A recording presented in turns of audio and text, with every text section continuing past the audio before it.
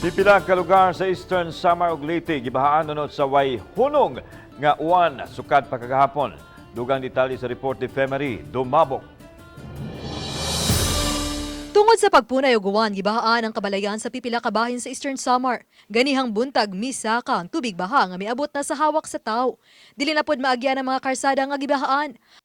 Mato sa Eastern Samar District Engineering Office sa DPWH, moabot sa usa ka metro ang gitason sa tubig baha gikan sa highway sa Barangay Tinago ug Barangay San Pedro sa lungsod sa Kinapundan. Sa Barangay Garawon sa lungsod sa Hernani, midahili usab ang gibanaba ng 500 cubic meters nga yuta nga hapit na motabon sa karsada sa Barangay Kutikot sa Giporlos. Tungod sa pagdahili sa yuta, na stranded ang pipila ka mga motorista.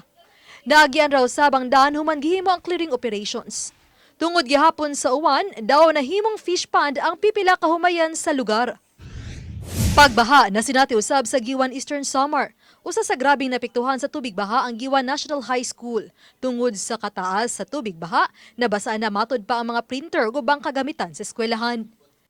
Apil usab sa gibahaan ang Giwan East Central School. Ug tungod sa nagpadayong uwan kaganiha, ni pagawas og executive order si Giwan Mayor Analiza Gonzalez Cuan. Pagsuspende sa tanang klase ug trabaho. Gisuspende usab ni Tacloban City Mayor Alfred Romualdez ang tanang klase ug trabaho sa Dakbayan. Nunot gihapon kini sa pagpunay og uwan nga nasinati sa syudad. Uban ni Clans Gabutin, ako si Femery Dumabok. Balitang Bisdak.